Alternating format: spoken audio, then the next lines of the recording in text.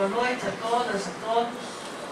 Quero saudar a mesa, a pessoa do Júlio, que representa os estudantes, os acadêmicos e a comunidade de alunos, de uma certa forma de professores, já que estamos aqui celebrando mais um ano de existência do 22 de agosto, do Centro Acadêmico, coincidindo inclusive com o aniversário da própria universidade, se não me engano, 67 anos, isso?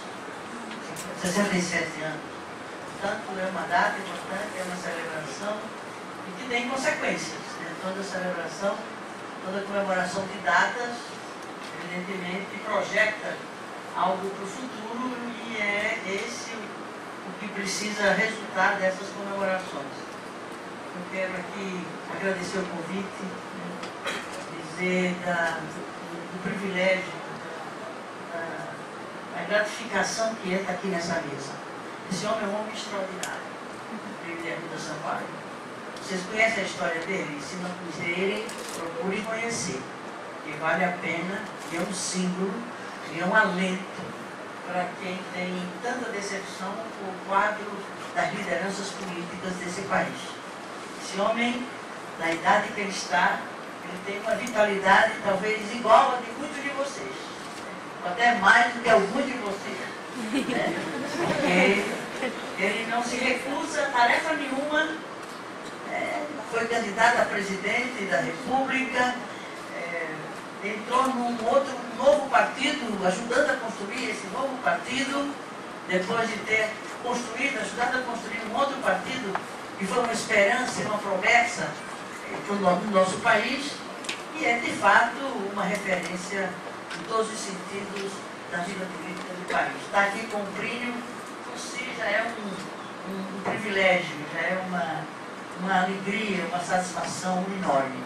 E a professora Marina, fiquei impressionada, né, com o brilhantismo da sua exposição, da clareza, a precisão com que você coloca os conceitos em princípio abstratos, difíceis de compreensão da maioria das pessoas, você consegue com muita facilidade, com muita competência, discorrer sobre esses temas com uma autoridade, com uma beleza, inclusive, que nos dá um prazer de ouvir e certamente vai me dispensar aí muito daquilo que eu possa acrescentar ao que você e o Plínio colocaram aqui na mesa. Mas a minha visão do assunto, do problema, é de quem está no comércio. Vocês estão na sociedade. E faz uma enorme diferença, né, ver esse problema, abordá-lo, de quem está lá há 14 anos, e nos 14 anos já passei por várias propostas de reforma política, de comissões especiais criadas exatamente com o objetivo de propor uma reforma política, e a cada tentativa ela se frustra. Exatamente por isso que o Plínio dizia. Quando se fala reforma política, todos defendem a reforma política, querem a reforma política, dizem que é prioridade. É a prioridade das prioridades, a reforma política. Agora, quando você começa a perguntar, que reforma política? É isso que o Plínio diz. Tem cada um tem uma proposta de reforma política na cabeça. E isso nos deixa assim, muito preocupados nesse momento, embora as condições sejam outras, e justamente por conta do que ocorreu nas ruas no mês de junho. A responsabilidade de se estar aqui com tantos jovens interessados no tema da reforma política não tem outra explicação a não ser, né, aquela mobilização de rua fantástica, surpreendente, imprevisível até então, porque parecia uma omissão total, uma ausência total de movimento, uma sociedade, uma pasmaceira, como se tudo tivesse dado, nada ia mudar, e de repente a insatisfação da imensa maioria do povo brasileiro expressa essa insatisfação pelas vozes, pelos gritos, pelos cartazes, pelas manifestações de rua, dessa juventude extraordinária que é quem constrói o novo, quem promete mudanças reais. Essa luta de rua, sobre a orientação, sobre a liderança da juventude. Porque as instituições políticas, lamentavelmente, elas já não têm nenhuma credibilidade mais.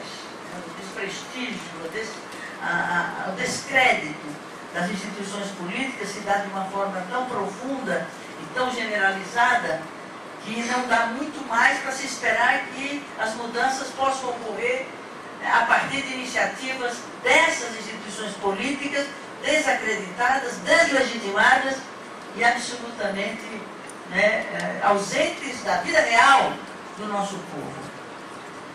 É verdade que a turma que foi para a rua, os jovens que foram para a rua, levados por um ator, uma liderança muito poderosa, que foram as redes sociais, é preciso lembrar que o grande mentor, o grande mobilizador, foram as redes sociais. E se imaginava, Plínio, que a juventude, os jovens estavam 24 horas na frente da internet, mandando recados, batendo papo, fazendo abaixo-assinado, e que não teriam essa disposição de ir para a rua. Ao vivo e a cores, fazer o seu discurso, fazer as suas denúncias e fazer as suas propostas. De repente isso eclodiu com uma força, com uma autenticidade, com uma pureza, com uma vontade coletiva que transformou tudo aquilo em gestos políticos. Como diz Hannah Arendt, a política é a ação de sujeitos coletivos.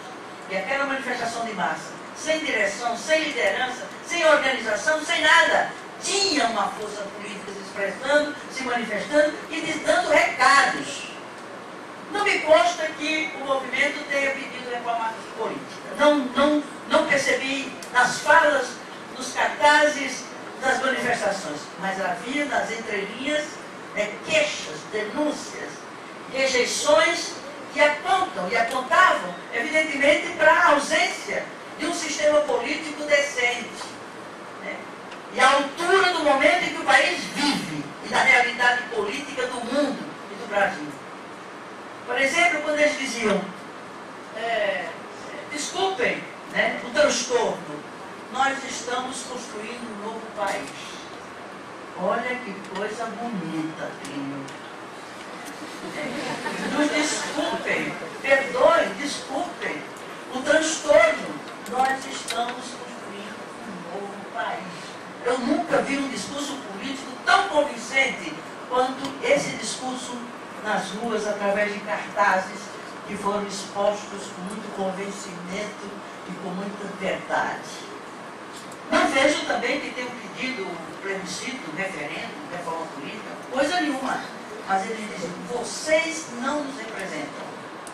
Isso foi uma paulada na cabeça dos representantes, que até hoje estão meio tontos. Não imaginam o susto que vocês, jovens das ruas, deram naqueles que estão no poder há 500 anos, com os seus sucessivos sucessores, herdeiros, ficaram muito assustados. Ficaram meio tontos, ainda estão tontos, sem saber como reagir, como responder. E o pior é que a resposta que eles dão nos preocupa. Nos preocupa. Eu nunca vi um furor legislativo como eu vi naquele congresso depois de junho.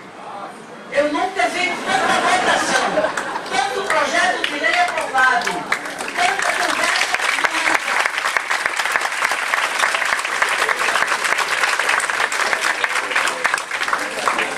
E se estabeleceu uma dinâmica dentro do Congresso que não é a mesma dinâmica das ruas.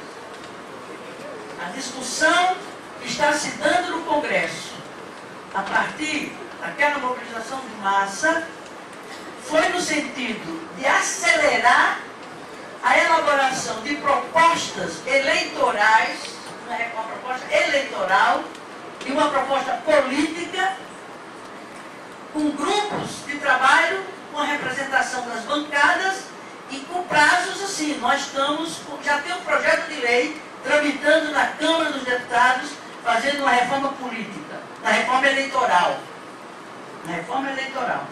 E de outro lado tem um outro grupo com um prazo de 90 dias para formatar uma proposta de reforma política A primeira é para valer para 2014. A reforma eleitoral é para valer para 2014.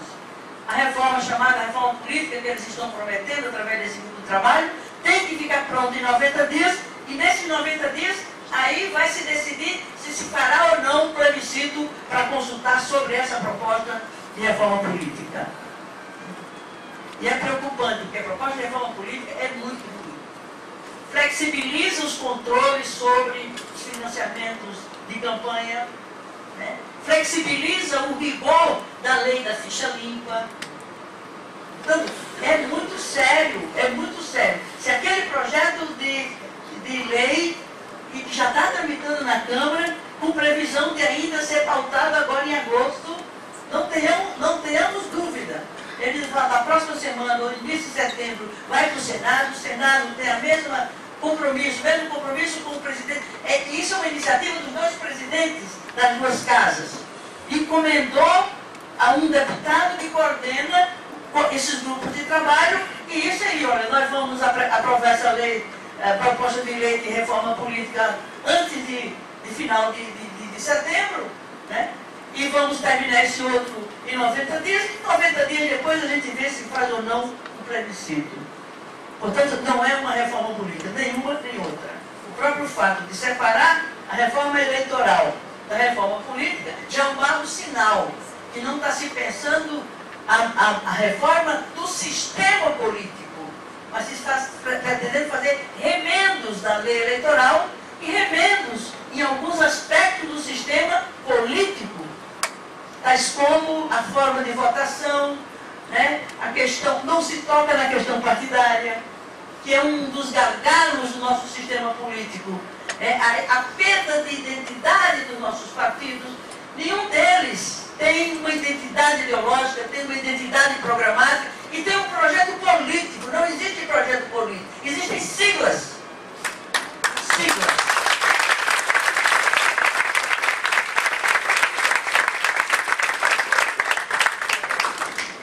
E, portanto, eu sou pessimista.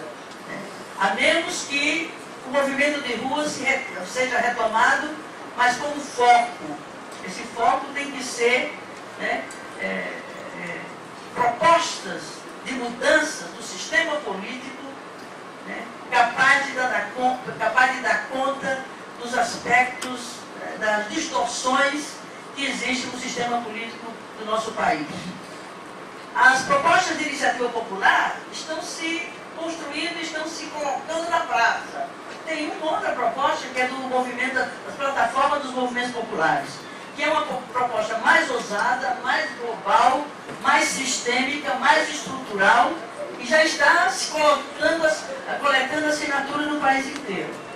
De outro lado, você tem essa proposta que vem pelas mãos da OAB e do movimento contra a corrupção eleitoral, né, como já falou a Marina, e tem aspectos comuns entre as duas propostas, mas são duas propostas em disputa na sociedade, na tentativa de, pelas mãos do povo, vir uma proposta de iniciativa popular.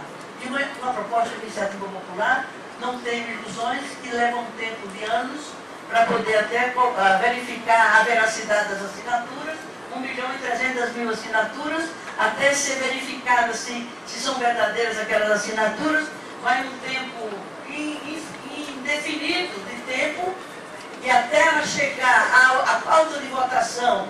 E outra coisa, se tiver aspectos que afetam a Constituição, impliquem em emenda à Constituição, aí a complicação é que se torna maior. A Comissão de Ação Participativa, via Comissão de Ação Participativa, se tiver aspecto que implique em mudança do texto constitucional, a Comissão de Ação Participativa, limitada em suas prerrogativas, não pode apresentar sugestões que impliquem, pelo menos parte dela, em alterações do texto constitucional. Portanto, a Comissão de Ação Participativa também enfrenta esse problema. Pode até recolher a proposta como sugestão, né, em nome de uma entidade, dos movimentos, né, e colocá-la como projeto de lei da comissão, mas o seu trâmite nas outras comissões fica para as calendas, que é o que naturalmente tem acontecido na imensa maioria dos projetos que são gerados, gestados na Comissão de Legislação Participativa.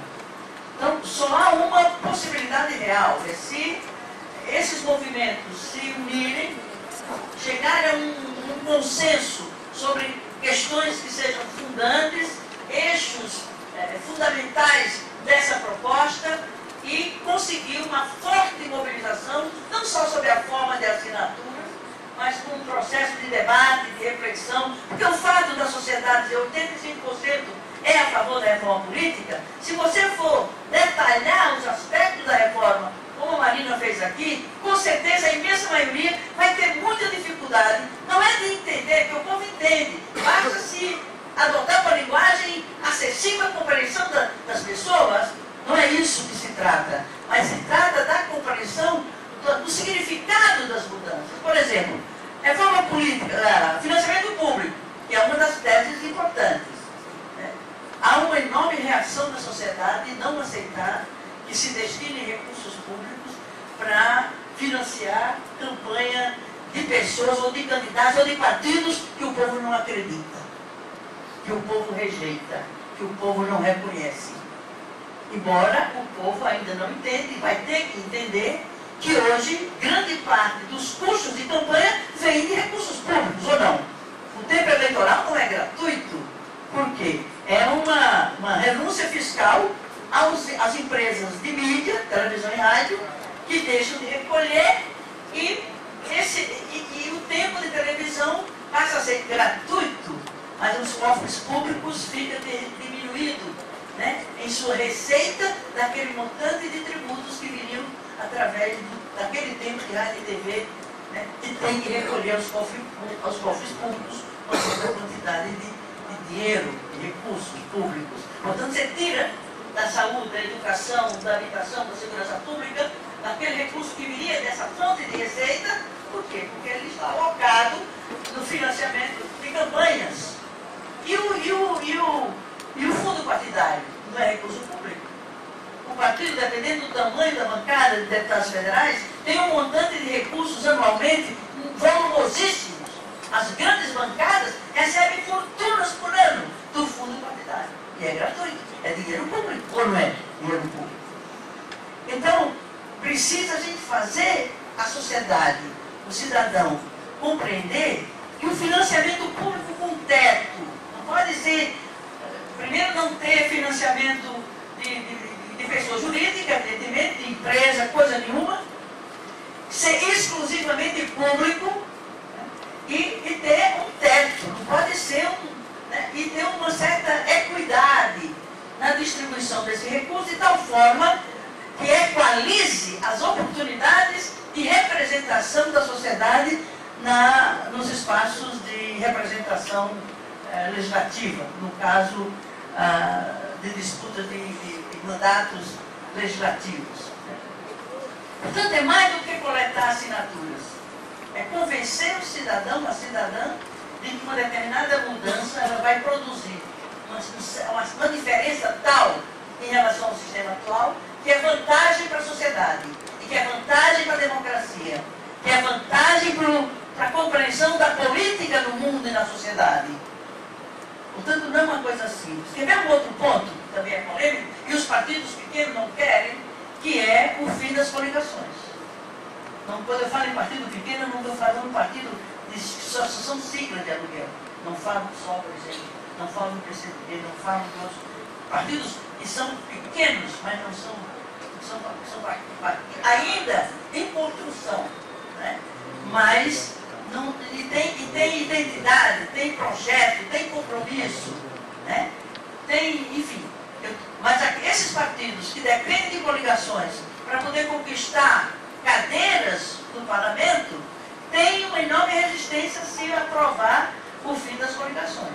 E são as coligações que viabilizam a esses partidos menores que, em coligação com um partido grande, com um partido maior, ele consegue uma ou duas vagas, o que é importante, você tem a representação das minorias. Mas, por outro lado, a coligação distorce a vontade do eleitor. Você vota num e elege outro. Você vota no PR do Valdemar da Costa Neto, né? Como é que é o Tiririca, teve 1.300.000 votos, pela eleição do Tiririca. Imagina na cola do Tiririca quanta gente veio junto para o partido do Valdemar da Costa Neto, que é um dos mensaleiros. Então, esse é um problema. É um problema que em si ele é compreensível, mas o conjunto deles, porque se trata do sistema, e se a gente não pensar o sistema como um todo, articulando suas partes, um sistema que está ruído, eu sei disso, que a gente é pobre quando tem a roupa muito velhinha, aí que faz um buraco, aí põe um remendo de tecido novo, aí é que o buraco cresce. Então, um sistema que ele guarda entre suas partes uma lógica, um sentido de complementariedade e um sistema de estrutura estrutural, se você mexe numa parte dessas e não dialoga com as outras partes, às vezes o remendo sai pior do que o soneto. Então, é preciso a gente ter a justa medida das dificuldades, das determinações que estão colocadas nessa discussão, nesse momento, e nós não podemos correr o risco, em hipótese nenhuma, de frustrar mais uma vez a sociedade em relação à questão da reforma política. E não tem outro meio senão essa iniciativa, via de fato da sociedade civil, num amplo acordo e pacto da sociedade consigo mesma, para impor um Congresso que está absolutamente desprestigiado, desacreditado, sem legitimidade e sem vontade de fazer essa reforma. Jamais vai fazer. Não esperem. Eu conheço aquilo lá, o Plínio conhece, mas no outro tempo, menos bonito do que é hoje, bem melhor do que é hoje, com certeza. E, lamentavelmente, há 13 anos, 14 anos, esses 14 anos eu dirigi há mais de 10 anos uma frente parlamentar pela reforma política com participação popular, com mais de 200 deputados que subscreveram a criação da frente e com mais de 50 entidades nacionais que integram a composição da frente, com uma coordenação colegiada e com a presença efetiva nesse debate há mais de 10 anos na Câmara dos Deputados, apresentando emendas às propostas que saem das comissões especiais, apresentou inclusive uma proposta completa através da Comissão de Legislação Participativa. A própria legislação participativa não votou a proposta da sugestão que veio através da Frente Parlamentar pela Reforma Política com participação popular. Portanto, o debate está posto nesses termos. Quer dizer, o momento é propício, né? O momento é esse ou é esse. Dificilmente haverá uma outra conjuntura mais favorável do que essa.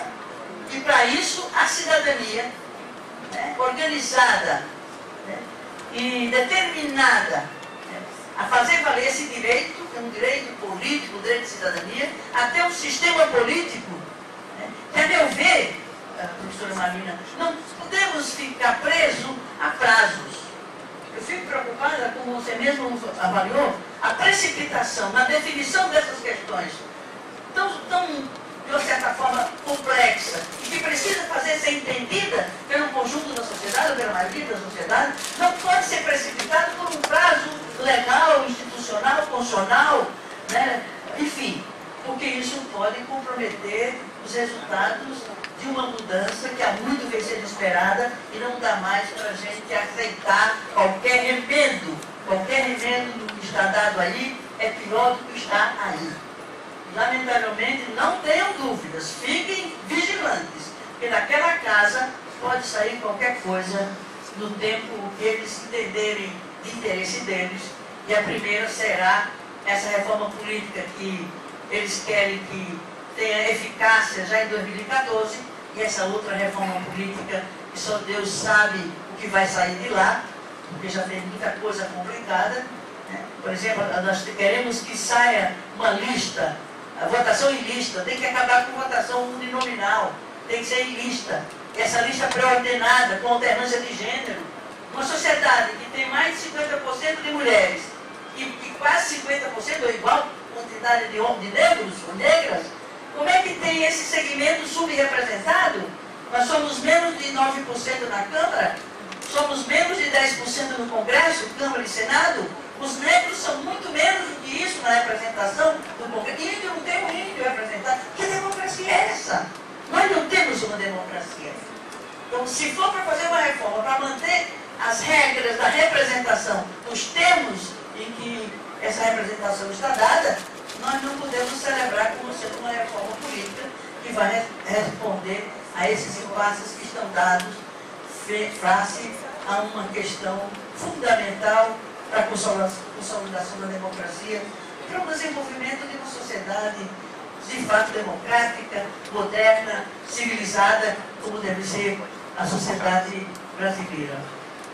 Então, nas grandes linhas, é essa questão. Tem outros dados de menor importância, por exemplo, não é que é de menor importância, mas que também está incluído nesse debate, é que se o voto é proporcional, como é hoje, ou se é distrital puro, se é distrital misto, se é distritão, quer dizer, tem a vontade do consumidor, né? O que tem de proposta para valer, modelo de votação, vem de tudo, né? E tem aí uma proposta que a gente tem que levar em consideração, que é a questão do voto revogativo, ou seja, a possibilidade, tanto de igual, né, que já existe em outros países, se por acaso o cidadão, no meio do mandato, entender que não corresponde o seu representante àquilo que ele esperava e prometeu na campanha eleitoral, haveria um mecanismo em que ele poderia revogar a sua delegação de poder através de um voto revogatório, um recall, poderia ser um mecanismo a ser criado. E por último mesmo, para a gente fazer o debate, é a questão da democracia direta, democracia participativa, que a professora Marina já expôs muito bem. Nós não podemos...